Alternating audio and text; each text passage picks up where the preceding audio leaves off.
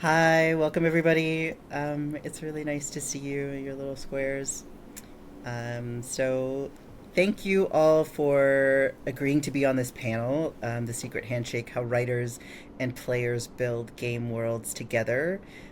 Before we jump into it, I would love to take just a couple of minutes for everybody to introduce themselves. So, maybe if you can say a few words about your relationship to narrative design and world building. I know some of you have careers that span far outside of games. And then also maybe a favorite example of the quote unquote secret handshake in action. So I can kick it off since I'm hosting the panel. And I would say favorite example of a secret handshake either recently or of all time. You don't have to you don't have to limit yourself. So my name is Camerin Wild, and I'm a writer and narrative designer from Montreal, Canada. I've been at this for about 5 years now, I think. I'm currently working as a writer on a game called Usual June with Finji and the rest of the folks at our company, Sweet Baby, and also working on another couple of unannounced projects. And I've got a background actually in film, documentary, and fiction. And I think my favorite current example of the secret handshake is A Thousand Times Resist. So I will hand it off to Maxine. Would you like to go next? Yeah, sure. Thanks, Cameron. My name is Maxine Sophia Wolff. I'm a writer and narrative designer in the industry. Been working in the industry for about 4 years now. I've worked with companies like Remedy and tons of different indies and kind of been around the block a little bit. And my background is in traditional fiction, so I studied literature in college. I got my foyer into professional storytelling with short fiction that I got published in different magazines, and I'm still doing that. I've got a novel in the works. So that's me. And in terms of my favorite example of the secret handshake, I was very tempted to do FromSoft, but we'll talk about FromSoft a little later. So I went and I picked an oldie but a goodie, and I'm going to say Portal, because Portal has such a concise and effectively told story, and I think his world building is also very concise and effective. And I think it's a good example of the secret handshake. I'm going to pass to you, James.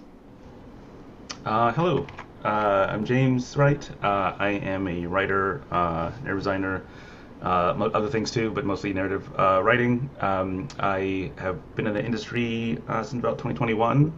First project I worked on was for the Panic Playdate, which is very cool. I've since worked with Deck Nine Games, Compulsion, for other places. I'm currently working on freelance on a project called Roller Girl with a small studio called Pushing Vertices out of Toronto. Excited about that. And then for one of my examples of oh yes, my background is in comics actually. So there is some world building stuff that happens with comics that's very exciting. But yeah, my example of the Secret Handshake, my favorite example, a much older game, Grim Fandango from 1998. From LucasArts. My favorite thing about that is that it does introduce us to an afterlife built on the Mexican Dia de los Muertos, and it uses like a film noir narrative as well, and it works even if you're unfamiliar with either of those things. So it's a beautifully told story that introduced me to a world I'd never seen before. And with that, I'll pass it to Pello. Well, thank you very much. Hey, everybody. I'm Pelo Safuzis. I am also a narrative designer and a writer. I'm working in games. I've been in games for about 5 years now. I've worked on a number of projects, kind of spanning all over the place, from indie to AAA, all over different stages of production. And previous to working in games, I was actually a professional chef for about 15 years. Kind of worked all over the place, traveled the world a little bit, got to see a bunch of really fun stuff, and meet a bunch of really cool people. And I think that even though it's not directly related to any of this stuff, there's a certain amount of storytelling that happens in cooking and in sort of restoration in general. You know, the application of sort of giving giving someone a good time, curating an experience for someone, right? So it's a little bit more subtle, but it's definitely there. And I had to do it. I think my favorite example currently is Elden Ring. It's an extreme example for what we're talking about, because like I would never tell anybody to attempt to make a FromSoft game unless you are FromSoft. But I think what's really special about it, Elden Ring specifically, is that it's not only an action RPG Souls-like game. For those who want it to be, it's also it's kind of an archaeological mystery for you to explore and understand and talk about with other people who are interested. And so it creates this whole other sect of experience and interaction that doesn't necessarily have to be for everybody, you know? Yeah. That's about it. Thanks everybody for sharing your backgrounds. Also, Pello, I want to know your thoughts about the narrative design in the movie The Menu. At some point, we could take that into another conversation. So yeah, we called our panel, The Secret Handshake, how writers and players build game worlds together. And this is, at its essence, a chat about world building, how you can approach it so that you don't burn out your creative team, and so that you also don't burn out the goodwill and the interest of your players. So it's really about like a line of trust that goes in both directions. So I'm wondering if we can just start out talking. This is an open question to all of you. What are some of the tools that you found as writers and narrative designers that are really effective for capturing a player's imagination and helping their understanding of the world that you're creating, that you're asking them to inhabit? I'm happy to start. If no one else wants to jump in, I can pass to someone else in a second. Go ahead. For me, I can think of two really important tools that you can use as a writer, as a narrative designer, as a fiction writer, as a game writer, whatever. I think one is blank spaces. I think there's an impulse often from executives sometimes, so it's not always the writer's fault, to flesh everything out, to make sure that every detail is filled, to put a sign on every corner of the world that tells you about that corner of the world. And I think that this ultimately goes back to this, core literature idea of show, don't tell, but often letting the player see a blank space and filling in what that blank space could hold is more effective than outright telling them what is in that blank space. So that would be my first example. And then secondly, I think always character is the way into anything. I think that worlds are most effectively told through the perspective of a character in that world. And I'm going to reference one of my favorite books on world building, Jeff Vandermeer's Wonder Book. He kind of delineates this difference between world building done at a world view and world building done at a story view.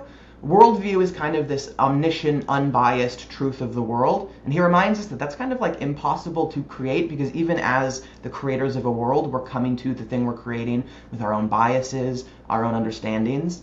And then the antithesis to this is story view, which is the world seen through the perspective of the characters. And I think that is often a more meaningful way to tell people about the world is what does a character think about the world and how are they relating it, rather than what is the objective truth of this world. And I think we see that in narrative Bibles all the time. Very much there's a focus on this objective, omniscient truth, and less so there's a focus on what characters see as the truth. And I think trying to access world building always is better if it's done through character. And so those have been my two right off the dome quick things. James or Pello, fight for it. Who wants to go next? I'll jump in real quick. Thank you, Maxine. I've got one, and then I'm going to piggyback a bit off something you said, Maxine, if I can.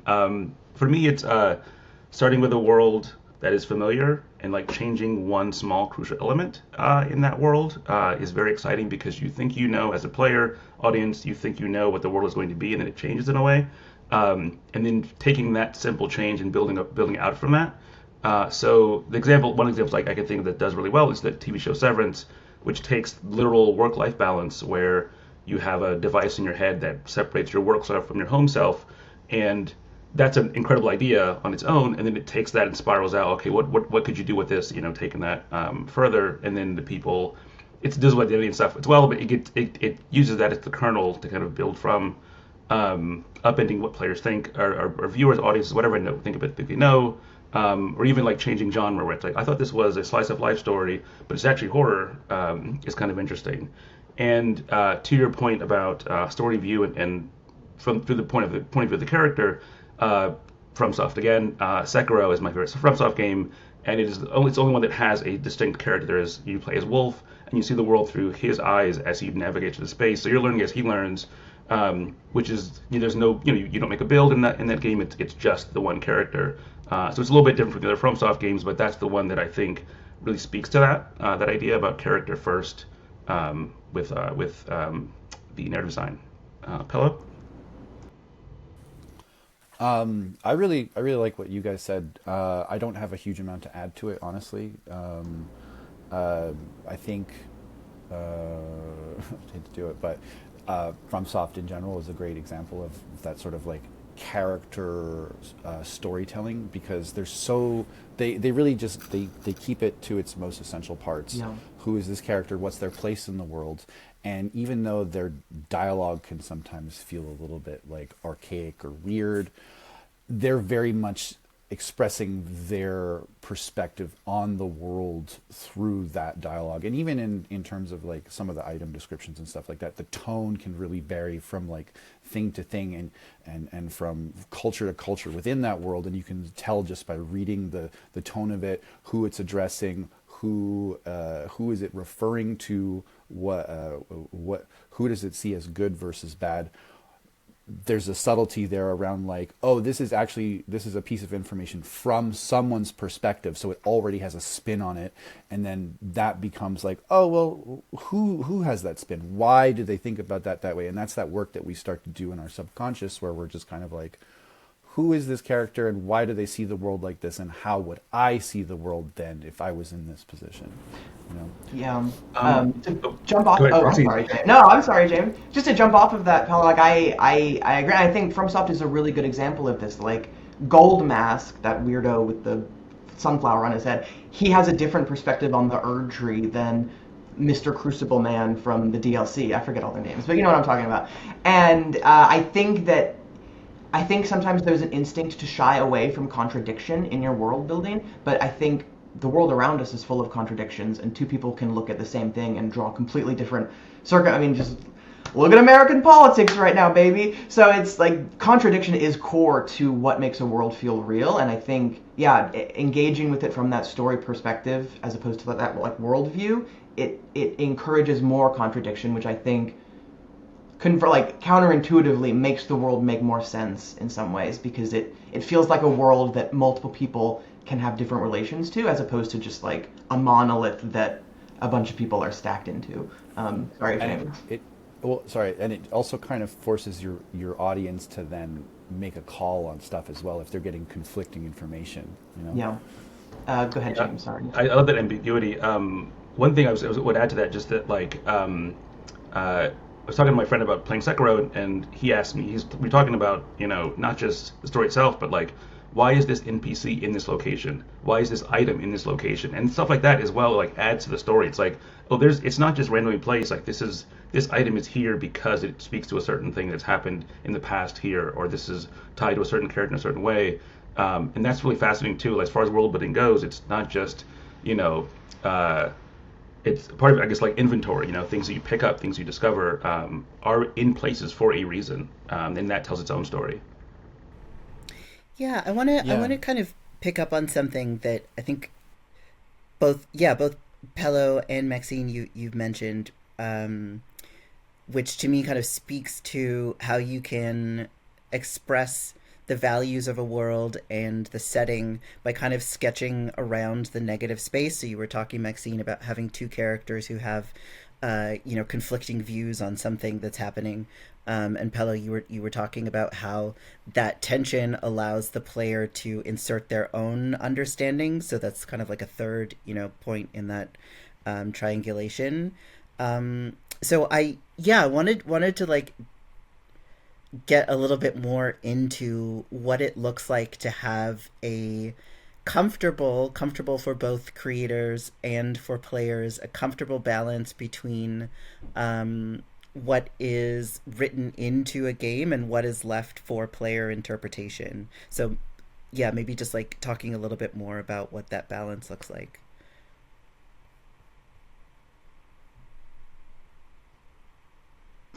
The stare of who's going to answer first. I mean, like, if you're asking how to create this balance between what you're giving the player and what they are creating for themselves, I think it's a line that is different for every project, likely, and it depends on the type of story you're trying to tell, the type of tone, the type of game. But I think an effective balance. It's a hard question to answer. I have a lot of opinions about in development. In terms of a final product, I'm throwing out a phone for help here because it's a great question and it's hard to answer only because it is so unique. I think to I think you raise a good point in that it is kind of different from project to project and even media to media. You know, like the level of audience interaction, the level of like variability, even the context of the story and the themes of that media going into it, right? But I think maybe in terms of the end result, leaving room for speculation, I think, is really important. If there ever is an opportunity for a question to, not all questions, but for some questions to sort of remain unanswered or open-ended or with multiple interpretations, that will always be fertile ground for not only discussion between like audience members, but also just speculation for yourself, like for any individual who might feel engaged by that story or by that media, you know.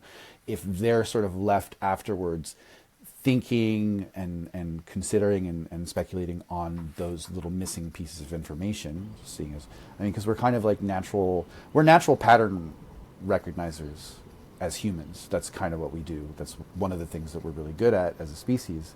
And so when we start to build those patterns, we build the patterns in the story, and we're starting to come up with answers to questions we haven't even heard yet by the time that we hear them. And in that sense, by the time you've sort of gotten a sense of what you're engaging with, if there's room there for stuff that you want to keep thinking about, I think that's a good sign for a good balance in your world building. Yeah. Excuse me.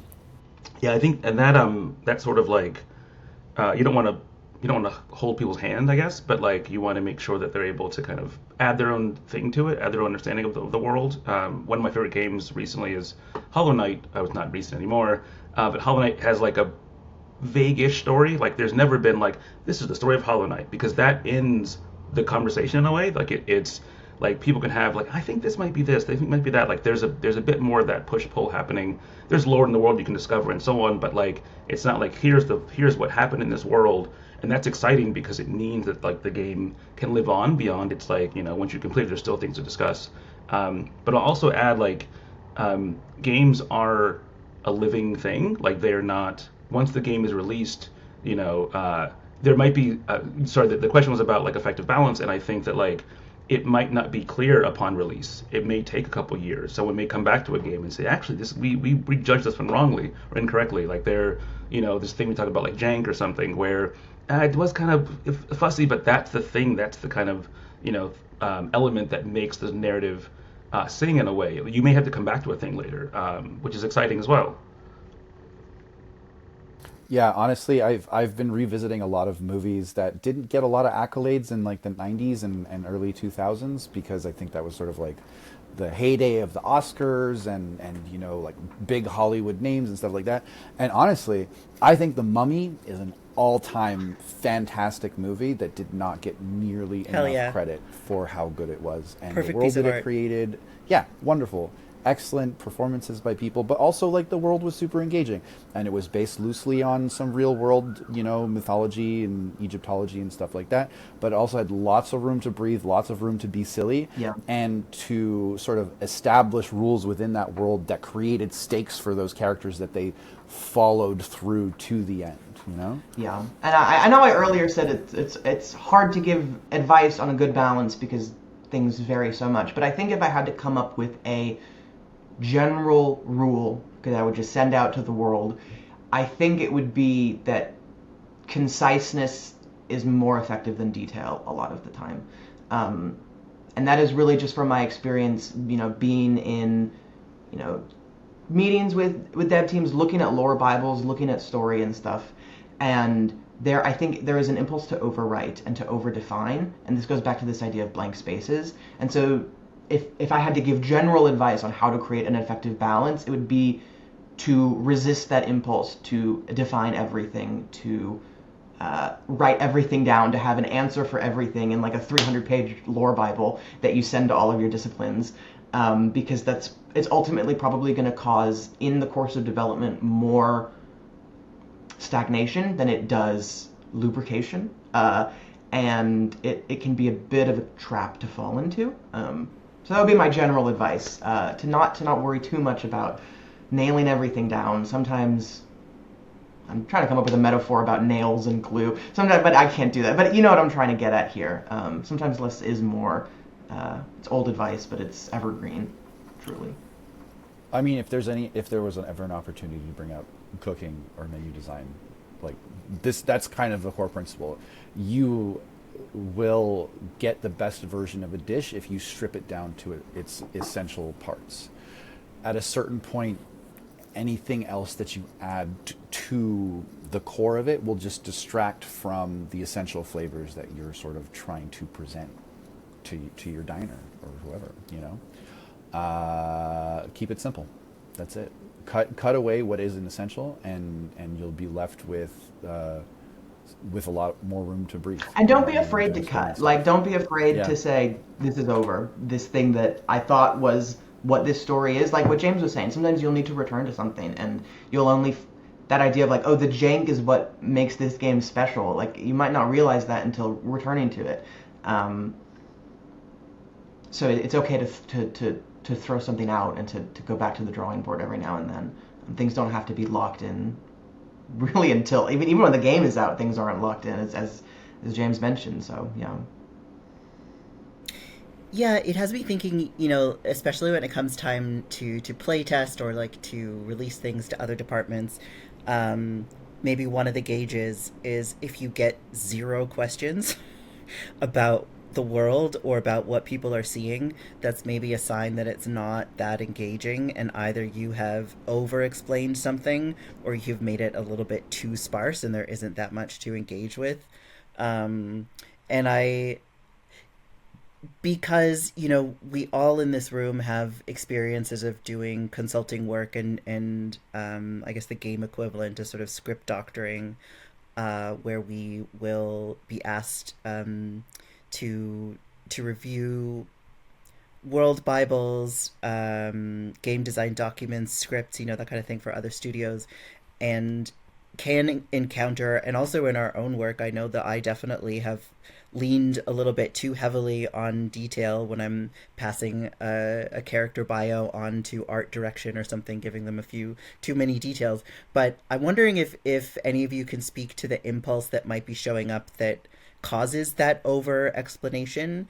I can imagine for myself sometimes it's just you're really into it. This is an idea that you've lived with for a million years and you have all sorts of things in your mind, but I think it can also come from other places. So I'm wondering if anyone wants to speak to that. It sounds like you, James. For me, I think it's fear. I don't mean that that sort of facetiously, but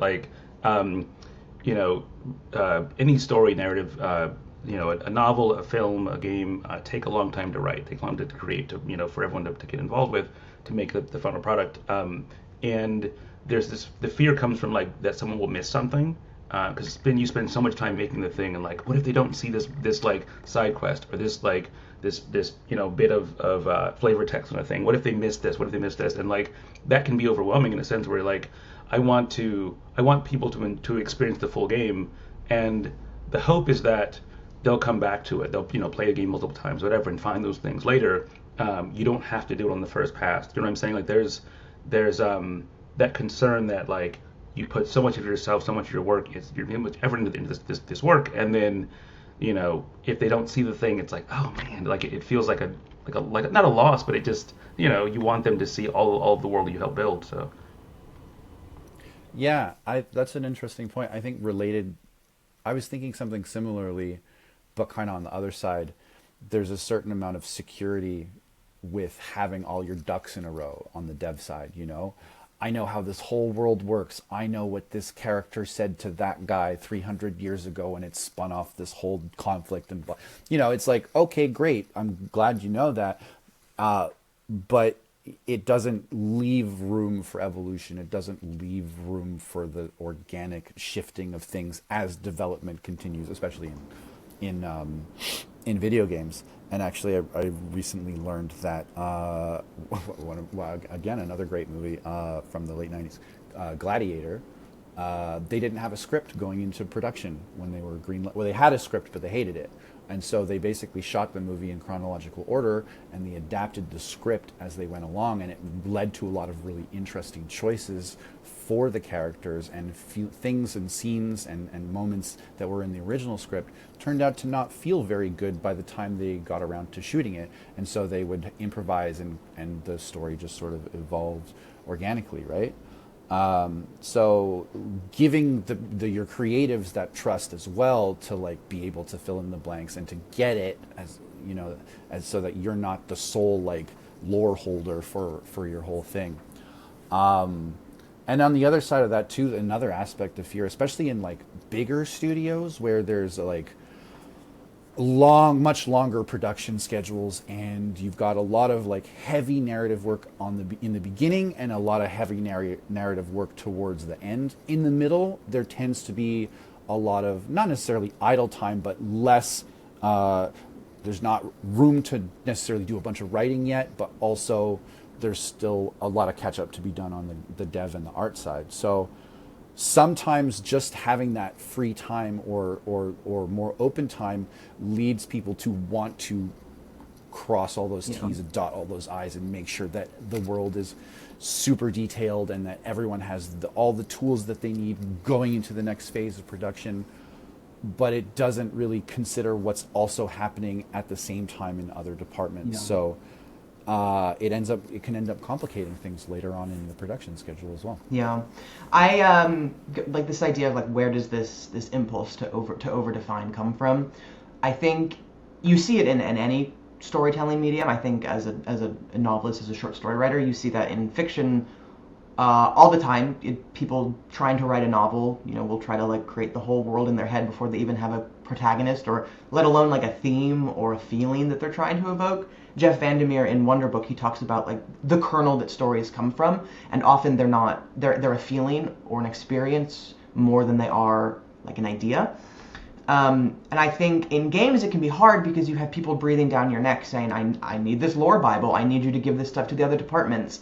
And I think maybe a way to kind of, if you still have to make a lore Bible for the person who pays your checks, I think it maybe a way to go about it is, instead of trying to define every beat of the world of like Pello said, like 300 years ago these two people talked to each other, and then there was a war and a portal opened and people came from that portal 500 years ago. Instead of trying to get all that down on paper, it might be better spent focusing on tone and theme and atmosphere and style. These types of things that, like, the Gladiator movie, they knew we're making a Gladiator movie. It's going to be gritty. I've never actually seen Gladiator, so I don't know. But shoot me on the spot.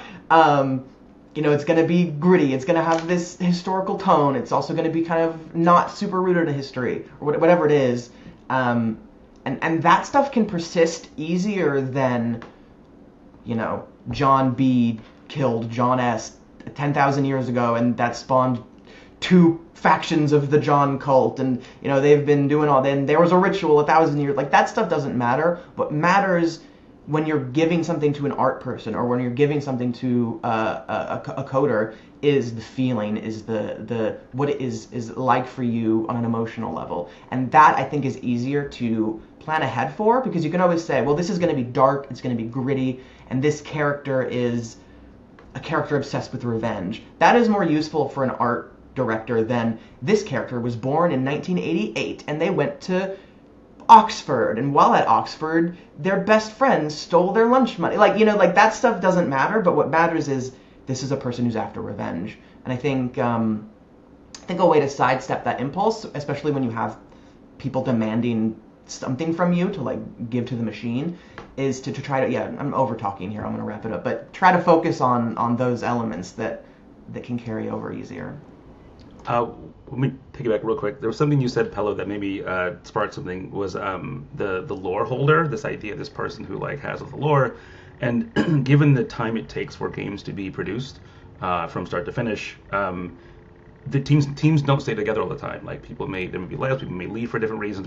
All kinds of things can happen. So the idea of one person or this is the source of all of the knowledge of the game is not beneficial, because I think you need some fluidity there. Like this is, some room to navigate, because teams can move, or there may be like, again, we all make games, and the idea of like character A kicks in the door, and the animation's like, that's going to be too expensive, and the solution is something that's going to be, maybe simpler for animation, the narrative you have to kind of figure out, but like that idea, that fluidity in what is a lore Bible might be,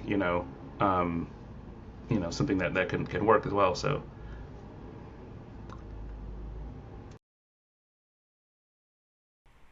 Okay, I'm gonna pause this for a second just so I can grab my so I really love this idea of it's almost like gray boxing but for narrative, right? That you're both talking about. And it's something I will admit that I have seen be hard to push back against, that impulse to create content. I personally would love if that's something as an industry that we started to allow for more fallow times for teams, and recognizing that doesn't mean that the project, the production of making a game is faltering. It's just that sometimes you're on the spot and sometimes you are not, and that is okay. To not be in the hot seat for a second. In fact, it can be, especially for artists, can be nice to have a little bit of time to let ideas sink in. So yeah, I think you were already getting to it, but what some of the consequences of leaning a little bit too heavily into detail and over-explaining, over-expounding can be for people on the team. I'm wondering if you, as folks who play a lot of games, and who hear people talk about games a lot, if you can talk a little bit about what those consequences are for the player. I think there's really it's a twofold consequence. There's the consequence on the player experience, but there's also the consequence on the development process. In terms of the player experience, I mean, lore dumps aren't fun to read. Like nobody, like they can be, but like it creates, I think, a disinterest. I think it can sometimes create like a bouncing off effect, because if you're throwing details at a player, especially if they're not through the perspective of character, if it's just like a cutscene that comes on when you hit launch and there's a narrator and he says, "This is the land of Gondo," and like that for me is hard to digest and get into, and I think it makes it harder to focus. And I think without that kind of arrow point of character digging through that the boundary between the player and the game, it can just really be boring. Is like a boring word to use, but I think it's an appropriate word. And then in terms of on the development team, I think really stagnation and overcommitment to a particular vision is the threat. And we've talked about that a little bit with this idea for, like you said, gray boxing narrative, which I think is a great term to describe it. So those are like my just off the bat responses. Yeah. I'll jump in here. For me, again, you talked before about the negative space and filling in gaps and stuff as the player. For the player, I think heavy world building can be overwhelming in that sense of, oh, they thought of everything, not as a compliment, but they thought of everything as like, there's no room for me to add anything to this. That is like, it's like being dictated a story almost, that you don't have any sort of impact or input on. And that's that when we talk about the secret handshake, the secret sauce, that makes the game memorable, because in that way, excuse me, everyone who plays a FromSoft game has a different experience from it. It's not the same every time for everyone. Like it's and not to knock the games that kind of do that, but it is, you want to feel a part of the story, and I think that there's like, leaving room for the player is important in that. Like, have too much world building, too much like detail, too much whatever. Like, it's like, okay, I don't know where I fit in here. Yeah, you don't want to necessarily engage the like, I'm listening to a lecture part of your player or your audience's brain, unless that's your intention in the moment. But I think understanding how your audience is going to be, like what mode they're going to be engaging with certain parts of your story and of your world building, how are they going to be interpreting it? So like you said, if you have a narrator that's like, oh, here's the story of this world, and then here's all these historical facts, and here's all the lead up to your character now starting something.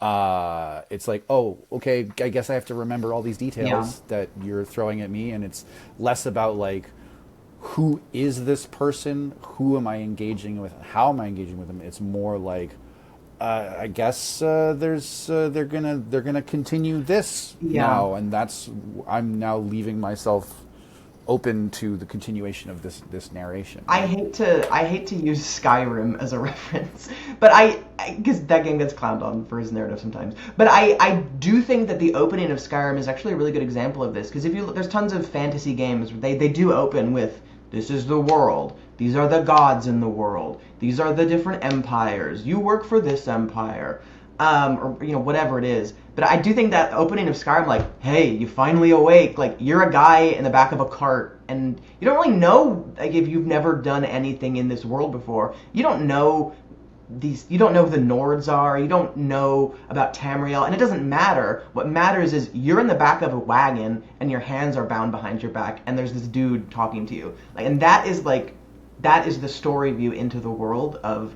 Skyrim, and I think that opening is really effective and has been memed into oblivion. I think because it is really effective, and because it refuses to overcommit to detail in that beginning, which I think Skyrim later in the game, it does kind of do that at times.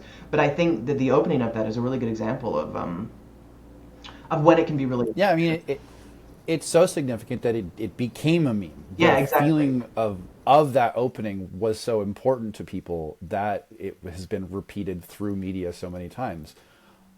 That's a perfect example of it. And again, and it's also not to say like narration is bad or narrators are bad. Like Elden Ring has an insane opening. It does. Where the narrator just like yells at you for 2 minutes, and it's all true in the world what he's saying, but it doesn't mean anything to the player. And it's all vibes. Yes. It's all tone. And it's also it is not trying to describe the world to the audience. It is within the world. Someone is talking about like these people who have done stuff. It's not. There's not like that. What's the word? It's not diegetic. It's non-diegetic. I always forget which one it is. But you know what I'm talking about. And so it's existing within the world. It's not trying to step outside of the world and tell you, the player, whatever. The Erd tree grew, and then there was the crucible before it. It doesn't care about that. It's all within the character. It's all within the world. It's what Odin, all-knowing. Or not Odin. Ofnir is the one who's talking in that intro, and he's the guy who knows everything. So like it kind of makes sense from a character perspective. So I think that's a great. Yeah. It's kind of a counterpoint to the like bad example we were giving of an opening narration for that reason. There's one more thing I just wanted to mention because Maxine, you mentioned the sort of like the impact on the creative team that heavy world building can have. And like you said, it could end up being quite stifling, because rather than leaving room for creative expression, you have people that are constantly referring to a set of documents to see whether or not what they've made or what they want to make is accurate or correct, or asking you, or asking whoever the lore keeper is, right, or lore keepers. And a way to sort of avoid that is to make sure that during the period of development where you are doing all of this world building, that it goes both ways. And often those are some of the most successful examples of it, where world building inspires creative, it inspires gameplay. They do stuff and they come back to you with, hey, I have this really awesome move set for this axe. Hey, I have this really crazy mini game. Hey, I drew out this beautiful landscape for this kind of character.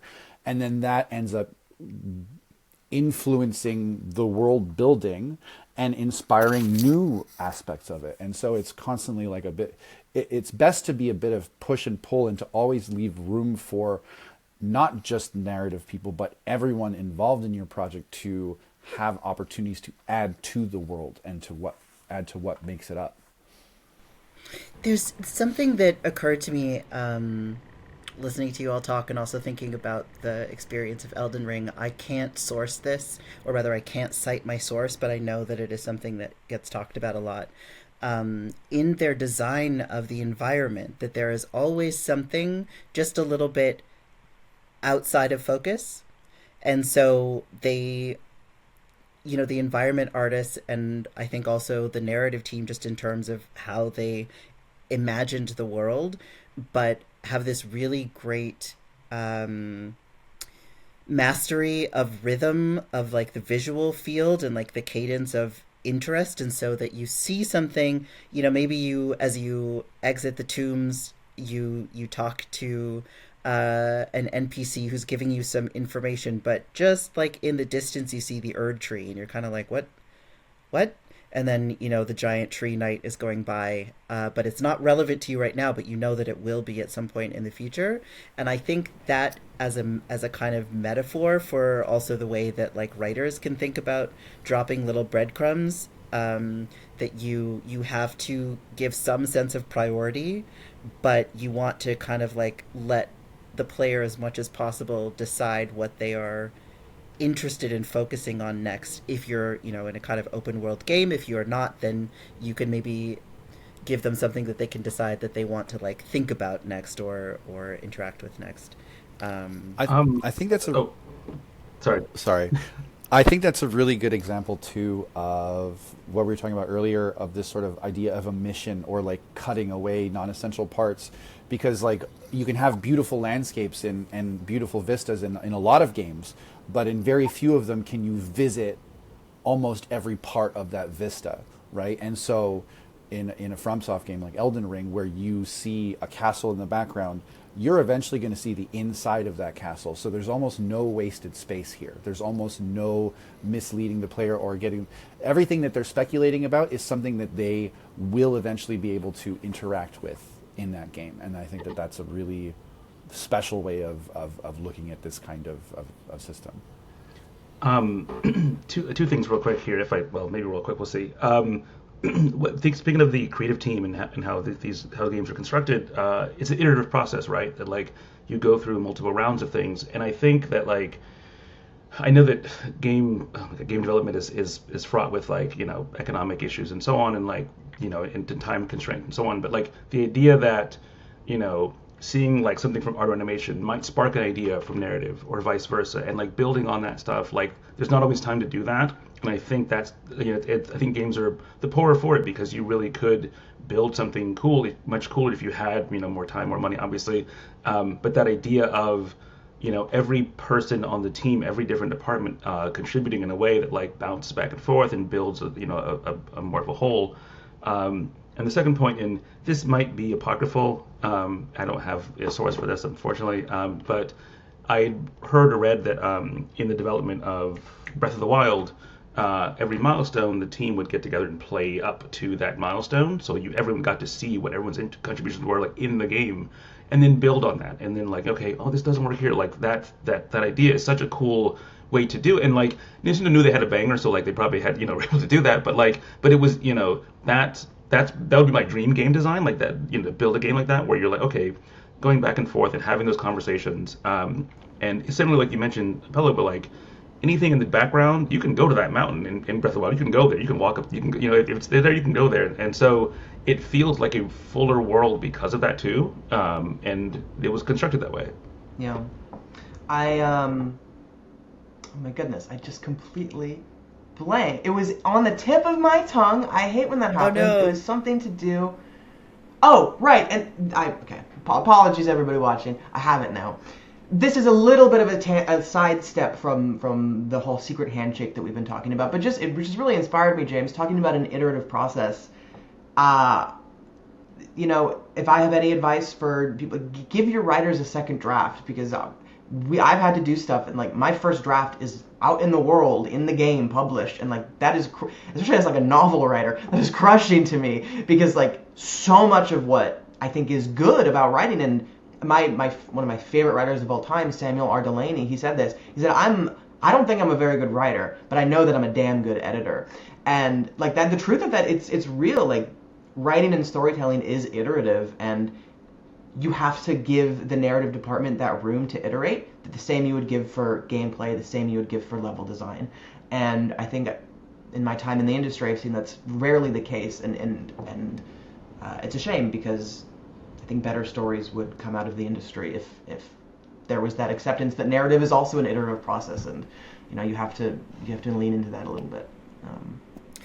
Yeah. I'm gonna use that. I think that's yeah. I think if we put around a petition to let writers do a second draft, it would probably crash some servers. But I want to take us maybe into one of our last questions, because it does get to like what your own feelings are about the relationship between writer and player and building worlds together. How do you think about it? How do you want to continue thinking about it? How does it influence your work? Maybe just like one or two thoughts as we like come to a close. Well, I think there's we definitely talked a lot about like the relationship of trust between audience and creator, and the ability for people to make their own interpretations and to understand media in different ways. But I think it's sort of like part of that trust is understanding that essentially like we are all storytellers. We're all pattern recognizers, but ultimately we're all storytellers. We tell each other stories every day. We're constantly telling ourselves stories, and in fact, as much as we may be telling stories to other people, those are not the stories they're hearing. They're hearing their own interpretation of whatever you're telling them. So at the end of the day, you just have to remember that all of your audience, every person who's ever going to look at this thing or read this thing or play it, they are going to be telling themselves the story of what they're engaging with, regardless of whatever your intentions are, whatever the story is that you're trying to tell them. So rather than, exposit or, the whole idea of show, don't tell, I think relies more on the idea that we are trusting everyone to be their own storyteller. And if we give them tools rather than necessarily information strictly, they will then have a better experience with that. Yeah, I had an interview recently where someone asked me to define story, which is a big question. But my definition is stories instead of tools that we use to navigate and make sense of the world. And that is everyone has their own stories. You mentioned Pillow, and so this idea of what players bring to the what players bring to the game, what you're bringing to the game. You can't make a game intentionally that's going to be universally beloved.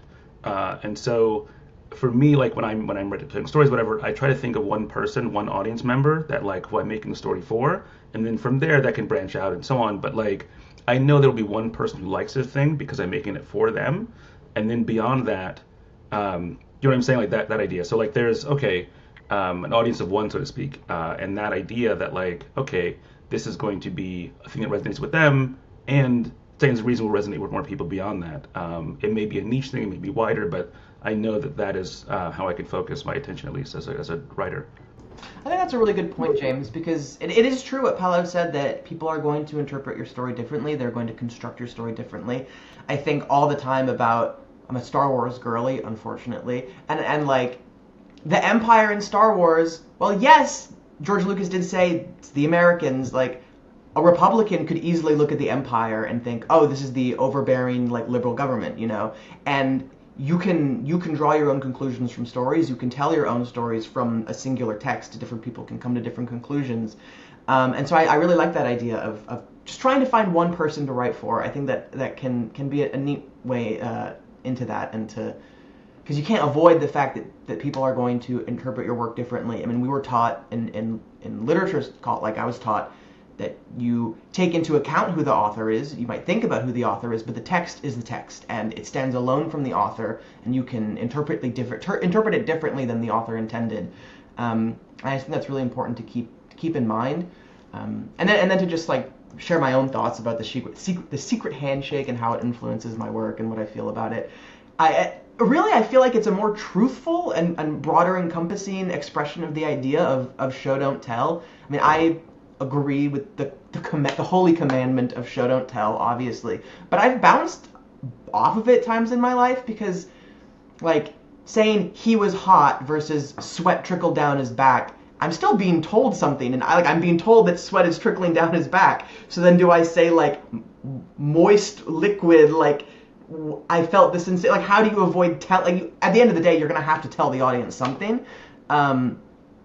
And so I like this idea of the secret handshake, because it probably is a stupid conundrum, but for me it sidesteps that conundrum, and it really just gets to the core idea, I think, of show don't tell, which is you and your audience are creating the story together. Like Pello says, your audience, they're pattern readers. They are, innately humans are storytellers. They're story consumers.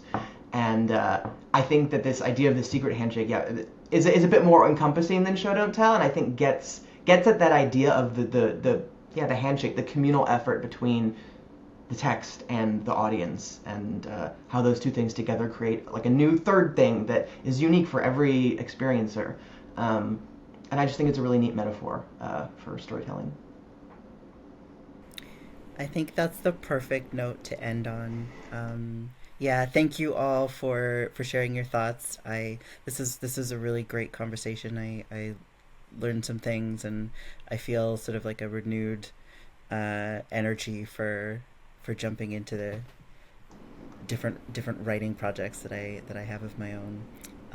So thank you, Maxine. Thank you, James. Thank you, Pello. Thank you, Cameron, for moderating.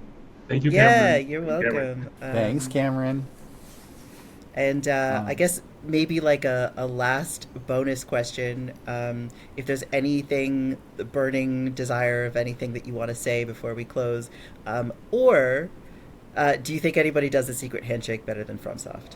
You can take your pick of those two questions. I'm going to say, as a joke, Spore does it better than FromSoft. I don't know. I love Spore. I mean, I don't know about better or worse, but I mean, shout out to Daniel Mullins, Inscription, fantastic, really fun Great game. I've been really digging Ari Aster's work for the past few years. Oh yeah. And he also doesn't need it, a shout out, but Brennan Lee Mulligan, huge inspiration, excellent storyteller, and has a really good tool set. If you're into that kind of stuff. I'll say you go ahead, James. Yeah, two quick things. UVW, United Video Game Workers, forming a union in games. Please join as director of the union. Also, we'll add Lorelei and the Laser Eyes. I can't remember the studio's name who did it, but like that is a beautifully structured game. The Secret Handshake is wild in that one. It is a mystery game. It's a puzzle game. It's a super puzzle game. If you like puzzles, get into that one. The mood, the tone, it's like nothing I've seen before. So. That's a really good one. Sorry, Maxine. I was just going to say shout out Mouthwashing. I liked that game. I thought it did the secret handshake pretty well. That's all I got. All All right, thank you. I'm gonna sign off here and see you on other screens at other times. Bye, everybody. Bye. Thanks for Bye. listening. Bye.